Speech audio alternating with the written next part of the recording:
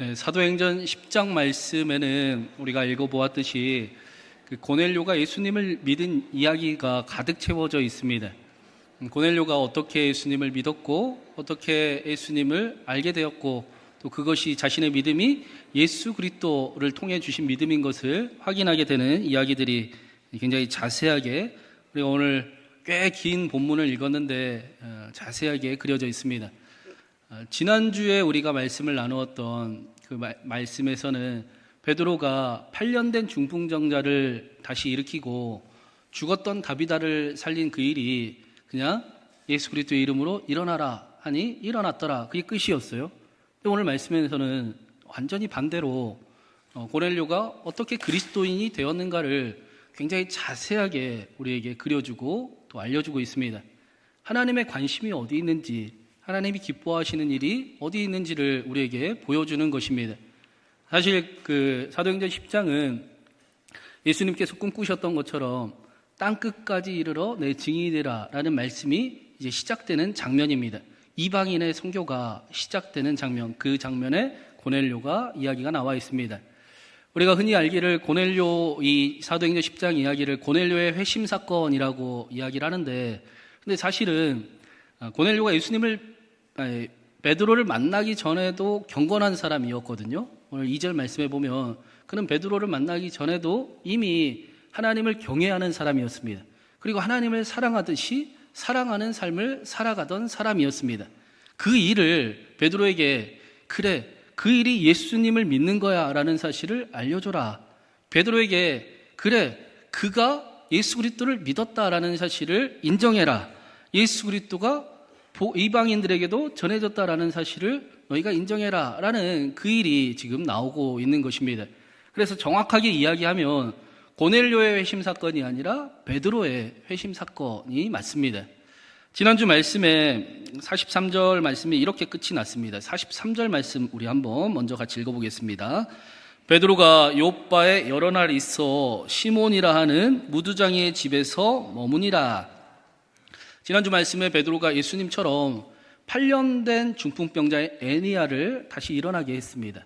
그리고 죽었던 다비다를 다시 살아나게 했습니다. 예수님과 똑같은 모습을 베드로가 보여주고 있었습니다. 그의 입술은 예수님과 같았고 베드로의 그 능력은 예수님의 능력과 같았습니다. 그리고 이 이후에 베드로가 요빠에 여러 날 머물러 있으면서 무두장이의 집에 머물렀다라고 말씀을 합니다.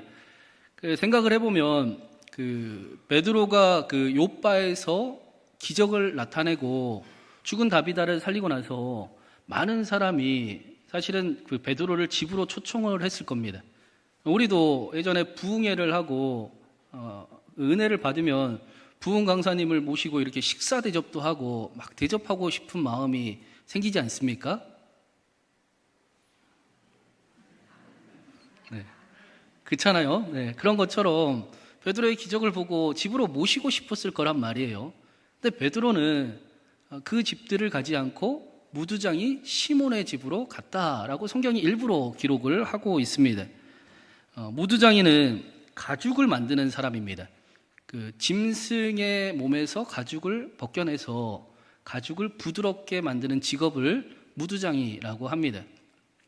그래서 유대인들의 입장에서는 그 죽은 짐승, 부정한 짐승을 만졌기 때문에 부정한 사람으로 여겨지는 사람이 무두장이었습니다. 이때 당시에는 그 무두장이가 최하층 천민, 상종할 수 없는 사람이 바로 무두장이었습니다. 그래서 심지어는 무두장이하고 결혼을 한 여인에게 혹시 무두장인지 모르고 결혼했으면 이혼해도 된다, 이혼할 수 있다라고 말할 정도로 이 무두장이는 소외받고 천대받는 그런 직업의 사람이었습니다. 그리고 무두장이가 제가 말씀드린 대로 그 가죽을 벗겨서 부드럽게 하는 일을 했다고 했지 않습니까? 전통적인 방법을 찾아보니까 석회와 소금과 소의 배설물, 비둘기의 배설물을 막 이렇게 섞어서 거기에 가죽을 2, 3일 담가 놓습니다. 그 배설물의 암모니아가 이 가죽을 부드럽게 만드는 작용을 하는 겁니다. 그렇기 때문에 무두장이의 집은 엄청난 그 악취가 풍겼을 거란 말이죠. 율법적으로 부정할 뿐 아니라 가까이 하지 못할 뿐 아니라 실제로 위생적으로도 가까이 하기가 쉽지 않은 그런 직업과 환경의 사람이었습니다. 그런데 그래서 6절에 무두장이 시몬의 집이 해변에 있었다. 혼자 떨어져 살았다. 소외받는 인생을 살았다라고 말씀을 합니다. 그런데 왜 베드로는 하필 다른 그 많은 집들을 거절하고 무두장의 집에서 살았을까? 며칠을 거했을까? 성경은 굳이 이것을 기록을 하면서 우리에게 알려주고 있는가? 말씀드린 대로 베드로는 일부러 무두장의 집에 유숙을 했습니다. 갈 곳이 많이 있었지만 일부러 무두장의 집을 선택을 하고 요바에서 머물렀습니다.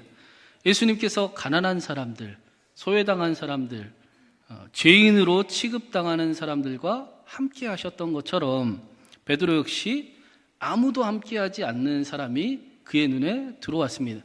그런데 예수님을 찾고 예수님을 믿고 자신의 삶이 회복되기를 원하는 사람과 베드로가 함께하기를 원했던 것입니다. 베드로는 기적을 일으키고 능력을 행하는 것만 예수님을 닮은 것이 아니라 그의 삶도 예수님을 닮아가고 있었습니다. 이 일은 욥바에서 이제 막 예수님을 믿기 시작한 사람들에게 예수님을 믿는 것이 무엇인지를 분명하게 보여줬을 겁니다. 그들은 욥바에서 베드로의 기적, 예수님께서 베드로를 통해 나타나신 그 기적을 보고 예수님을 믿었습니다. 능력을 따라 예수님을 믿었습니다. 그래서 그들이 생각하기를 기적과 능력을 나타내는 것이 예수님 믿는 거구나라고 충분히 착각할 수 있었을 겁니다. 그런데 베드로는 일부러 욥바 무두장의 집에 거하면서 예수님을 믿으면 기적과 능력만 행하는 것이 아님을 보여주고 있습니다. 예수님을 믿으면 삶이 변하게 되어 있습니다. 예수님을 믿으면 이 세상이 우리가 만든 그 편견들을 무너뜨리는 삶을 살아가곤 합니다. 점점 더 예수님을 닮아가는 삶을 살아갑니다. 무두장의 집에 거함이 예수님을 믿는 것이 무엇인지를 우리에게 또 욥바 사람들에게 보여주고 있었던 것입니다. 그리고 오늘 말씀에 그러한 편견을 무너뜨리고 무두장이의 집에 거하다가 기도하는 베드로에게 환상이 한 가지 보여집니다. 우리 11절과 12절 말씀도 한번 같이 읽어보겠습니다. 11절 12절입니다. 하늘이 열리며 한 그릇이 내려오는 것을 보니 큰 보자기 같고 네 길을 메어 땅에 드리웠더라. 그 안에는 땅에 있는 각종 네 발 가진 짐승과 기는 것과 공중에 나는 것들이 있더라. 베드로가 기도하는데 하늘이 열리고 큰 보자기가 하늘에서 내려오는 환상을 보게 됩니다. 그 보자기 안에는 유대인들이 부정하다 여기는 짐승들이 가득 담겨 있었습니다. 그리고는 충격적인 음성이 들려요. 베드로야, 일어나 잡아먹으라. 베드로의 대답은 더 충격적입니다. 하나님, 안 됩니다. 그럴 수 없습니다. 우리 14절 말씀도 한번 읽어보겠습니다. 14절 읽습니다. 베드로가 이르되 주여 그럴 수 없나이다. 속되고 깨끗하지 아니한 것을 내가 결코 먹지 아니하였나이다. 하나님께서 먹으라고 말씀하시는데 베드로가 안 됩니다. 그럴 수 없습니다. 라고 대답을 하는 겁니다. 여러분 같으면 하나님이 먹으라라고 말씀하시면 뭐라고 하실 겁니까? 하나님께서 말씀대로 살아라라고 말씀하시면 아멘 하겠지요. 나중에 그렇게 살든 안 살든 그건 나중의 일이고 하나님 앞에서는 아멘 하고 일단 넘어갈 겁니다. 그런데 베드로는 하나님 안 됩니다. 그럴 수 없습니다. 라고 대답을 했습니다. 여러분, 어떤 게 더 나을까요? 하나님 앞에 그렇게 살지 안 살지는 상관없이 아멘 하는 게 나을까요? 아니면 하나님, 나는 못할 것 같은데요. 나는 힘들 것 같은데요. 그런데 하나님께 막 설득을 당해요. 그래서 결국에는 순종을 할 수밖에 없게 됩니다. 여러분, 전자가 낫겠습니까? 후자가 낫겠습니까? 저는 후자가 훨씬 더 나을 것 같습니다. 하나님 앞에 솔직하게 하나님 나 안 될 것 같은데요. 그런데 하나님이 도와주시면 한번 해보겠습니다. 그렇게 하나님께 설득당하고 순종하는 그렇게 살아가는 것이 훨씬 더 값지고 훨씬 더 좋을 것 같습니다. 여러분은 어떠십니까? 하나님께서 말씀대로 살아라 라고 말씀하시니 하나님 나 못 살 것 같은데요. 네. 그렇게 살아가는 은혜가 저와 여러분 가운데 함께하기를 바랍니다. 아멘 하지 말라는 이야기가 아니지요. 제가 말씀드린 게 저는 우리 교회가 아멘 소리가 회복되고 있는 게 너무 감사합니다. 그냥 아멘 소리도 아니죠. 깊은 아멘 소리죠. 하나님 나 부족한 거 아는데 근데 그렇게 한번 살아보겠습니다 라고 깊은 아멘 소리가 회복되고 있음을 저는 감사합니다. 우리의 깊은 고백이, 깊은 아멘 소리가 우리 신광교회에 더욱 채워져서 그냥 아멘으로 외침으로 끝나는 것이 아니라 그렇게 살아가는 은혜가, 살아가는 힘이 저와 여러분 가운데 변화가 함께하기를 간절히 바랍니다. 중요한 사실은 그 편견을 깨트리고 무두장이 집에서 거하고 있는 베드로에게도 여전히 해결해야 될 일이 있었다라는 겁니다.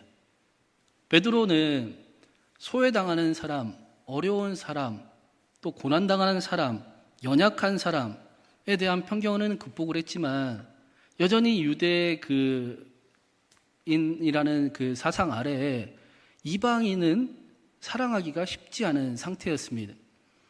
베드로의 그 테두리 안에는 그 소외당하고 힘이 들고 가난한 사람은 넉넉히 안아줄 수 있지만 이방인, 내가 싫어하는 사람, 내가 함께할 수 없는 사람은 여전히 해결되지 않는 문제였다라는 것입니다. 오늘 말씀의 이 베드로의 모습은 우리에게 중요한 사실을 알게 해줍니다. 여러분, 베드로는 성령 충만한 사람이었습니다. 그렇죠? 성령 충만했습니다. 그리고 예수 그리스도의 이름으로 능력도 기적도 나타냈습니다. 뿐만 아니라 자기 안에 있는 편견도 해결할 수 있는, 해결해 본 적이 있는 사람이었습니다. 그러나 그럼에도 불구하고 여전히 진행중이라는 사실은 우리에게 굉장히 중요한 교훈을 얻게 합니다. 어떤 사람들은 성령 충만을 신앙의 완성이라고 착각하는 사람들이 있습니다.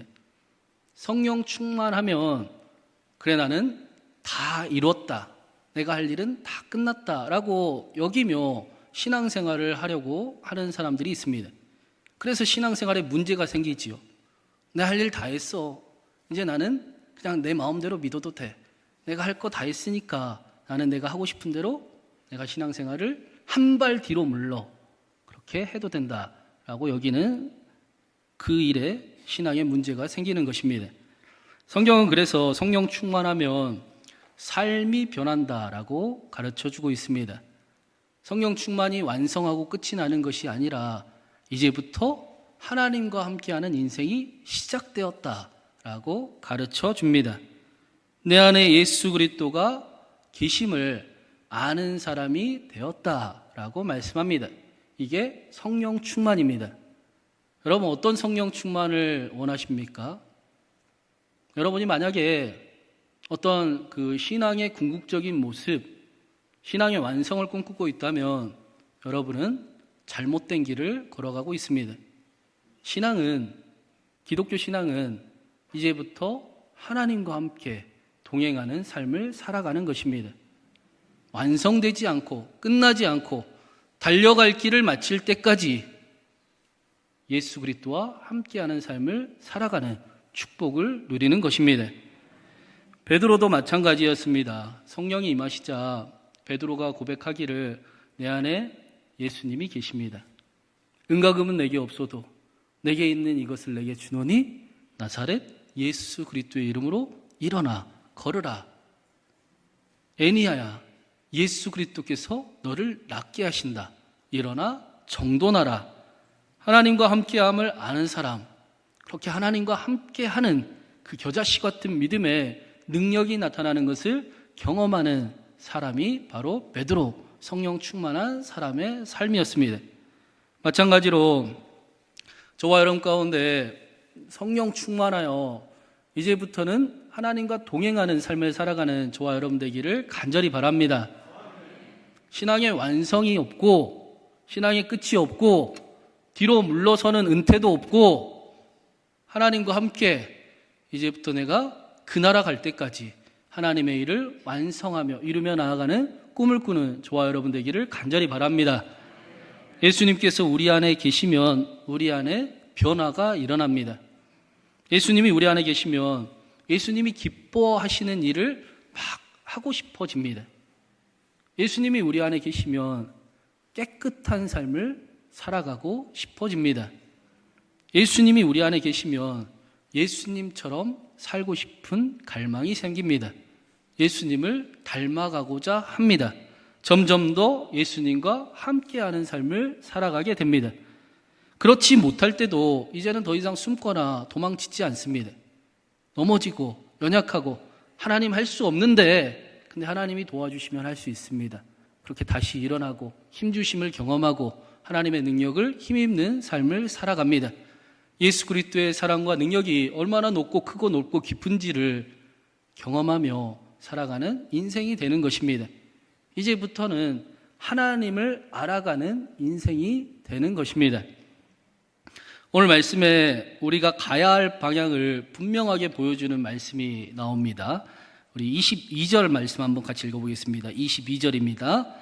그들이 대답하되 백부장 고넬료는 의인이요 하나님을 경외하는 사람이라 유대 온 족속이 칭찬하더니 그가 거룩한 천사의 지시를 받아 당신을 그 집으로 청하여 말을 드리려 하느니라 한데, 베드로가 기도하고 내려와서는 고넬료가 보낸 사람들을 만났습니다. 그들에게 무슨 일로 왔습니까? 라고 묻자 고넬료가 보냈는데 고넬료는 의인이고 하나님을 경외하는 사람이고 그가 얼마나 하나님을 사랑하는지 온 유대 사람들에게 칭찬을 받는 사람이고 그가 하나님을 찾는 그 기도에 하나님께서 응답해 주셔서 실제로 하나님이 함께 하셔서 우리가 당신에게 왔습니다 라고 이야기하는 것입니다.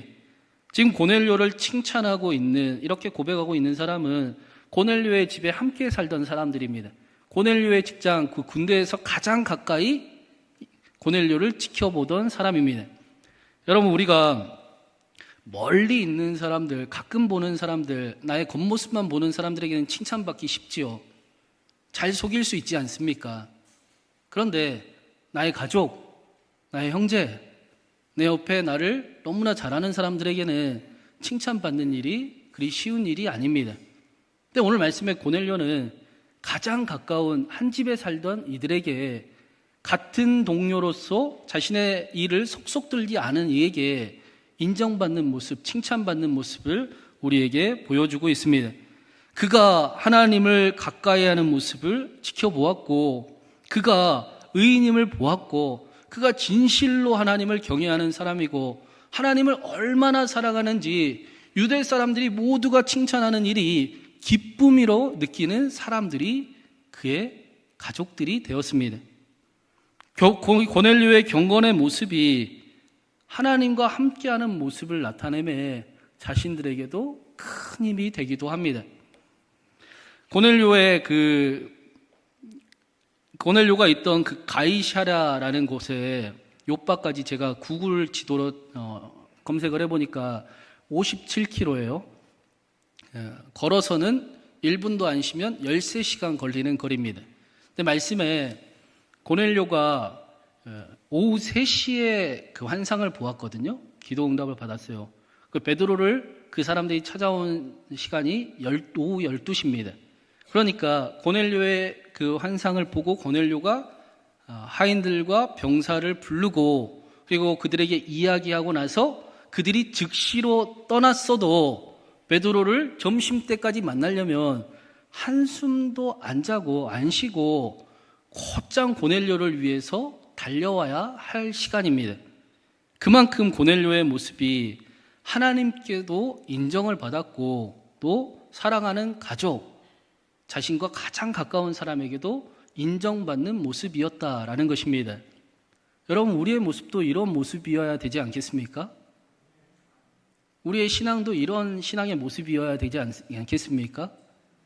하나님께도 인정을 받고, 그리고 사랑하는 가족, 사랑하는 자녀들에게도 야, 우리 아빠 엄마, 우리 아들은 진짜 예수님 믿는구나, 진짜 예수님 사랑하는구나, 그의 경건의 모습이 교회만 왔다 갔다 하는 것이 아니라 정말 하나님을 만나고 하나님과 함께하고 하나님의 능력이 함께하는구나 라는 그런 신앙을 우리가 걸어가야 되지 않겠습니까?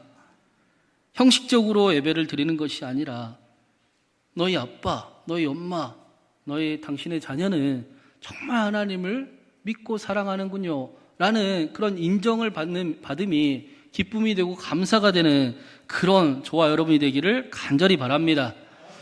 하나님께서는 오늘도 우리를 그러한 모습으로 빚어가고 계십니다. 하나님께서는 목표를 정하셨어요. 우리를 택하신 자를 부르시고, 부르신 자를 의롭다 하시고, 의롭다 하신 자를 영화롭게 하시는 목표를 하나님은 정하셨습니다. 하나님께 인정받을 뿐 아니라 가장 가까운 사람들에게도 인정받는, 칭찬받는, 감사가 넘치는 기쁨이 되는 저와 여러분이 되게 하시려고 하나님은 오늘도 우리에게 힘써 은혜를 준비하시고 우리를 새롭게 하십니다. 마지막으로, 그렇다면 우리가 어떻게 이러한 삶을 살아갈 수 있겠는가? 우리 마지막으로 23절 상반절 말씀 같이 읽겠습니다. 23절 상반절입니다. 베드로가 불러들여 유숙하게 하니라.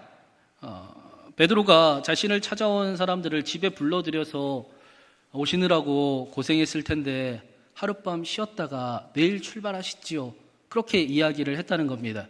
여러분, 지금 그 베드로가 있는 집이 누구 집입니까? 베드로 집인가요? 무두장의 집이잖아요. 베드로가 마치 자기 집인 것처럼 들어오셔서 하룻밤 쉬었다 갑시다 라고 이야기를 하고 있습니다.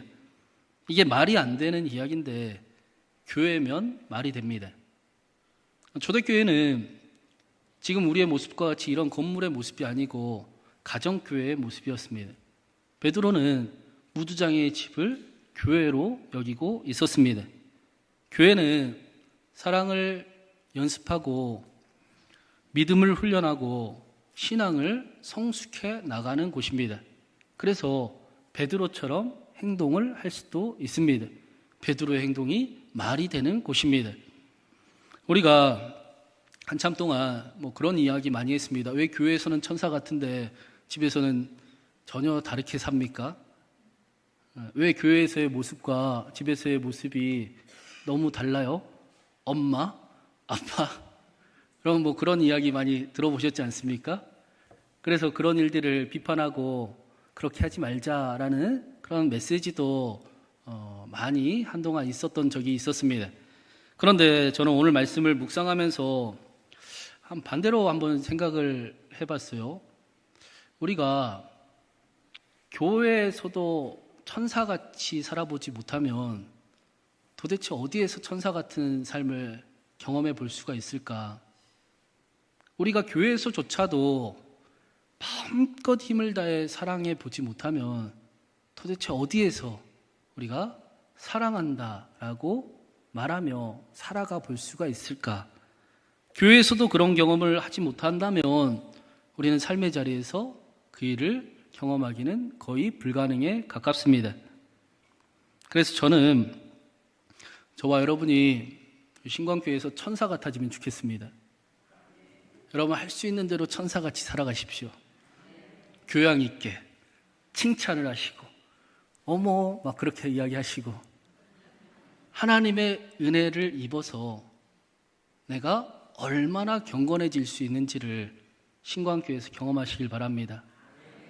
하나님의 은혜를 힘입어서 내가 얼마나 사랑하는 삶을 살아갈 수 있는지를 경험하시기를 간절히 바랍니다. 하나님의 은혜가 가득 넘쳐서 하나님의 말씀처럼 내가 걸작품이지. 나는 허튼 사람이 아니지. 나는 예수님보다 더 큰 일을 행할 수도 있는 사람이지. 그렇게 나의 존재를 확인하는 은혜가 가득하기를 간절히 바랍니다. 그리고 사실은 하나님의 은혜 안에 교회에서의 그 천사 같은 모습이 저와 여러분의 진짜 본래 모습임을 믿으시기를 바랍니다. 여러분, 하나님이 보시는 내 모습이 진짜 모습일까요? 내가 세상에서 살아가는 모습이 진짜 내 모습일까요? 하나님이 보시기에 나를 보시는 모습이 진짜 내 모습이지요. 우리는 그 하나님을 좀 잃어버리고 살아갈 힘이 없어서 그렇지, 사실은 진짜 내 모습을 잃어버리고 세상에서 가면을 쓰고 살아가지 않습니까? 아닌가요? 맞습니다. 여러분, 우리는 천사 같은 사람들입니다. 거룩한 왕 같은 제사장들입니다. 대단한 사람들입니다. 하나님의 일을 능히 이룰 수 있는 사람들입니다. 그 믿음이 가정에 돌아가서도, 삶의 자리에 가서도, 나는 존귀한 사람이지. 나는 경건한 사람이지. 나는 사랑할 줄 아는 사람이지. 나는 친절하고 또 멋진 대단한 사람이지. 나는 명품같이 소중한 사람이지. 그렇게 살아가는 일들이 나타나기를 간절히 바랍니다. 교회는 이 믿음이 현실이 되게 하는 곳입니다. 교회는 우리에게 믿음을 허락하신 하나님께서 믿음대로 살아갈 수 있는 힘을 얻게 하시는 곳, 믿음이 현실로 바뀌는 곳, 그 하나님을 만나는 곳이 바로 교회입니다. 오늘도 하나님께서는 우리에게 믿음대로 살아갈 힘을 얻게 하시고, 그래서 우리를 천사와 같게 하시고 축복의 통로와 같게 하시고 하나님의 놀라운 영광을 맛보는 삶을 살아가게 하십니다. 그것을 경험하는 것이 바로 신광교회입니다. 하나님께서 오늘도 그렇게 살아가게 하시려고 저와 여러분에게 놀라운 은혜를 준비하셨습니다. 사랑하는 여러분, 하나님께서 저와 여러분을 위해 준비하신 놀라운 은혜 안에 거하는 저와 여러분 되기를 간절히 바랍니다. 하나님의 은혜 안에서 우리가 얼마나 아름다운 사람인지, 얼마나 멋진 사람인지, 얼마나 소중한 사람인지, 얼마나 사랑할 줄 아는 사람인지, 얼마나 대단한 사람인지, 얼마나 하나님을 사랑하는 사람인지를 확인하는 그런 은혜가 저와 여러분 가운데 함께하기를 간절히 바랍니다. 그리고 각자의 삶의 자리에서도 믿음대로 그렇게 살아가게 하시는 하나님의 힘과 능력과 성령 충만함이 지금 이 시간 저와 여러분 가운데 함께하기를 주님의 이름으로 축원합니다.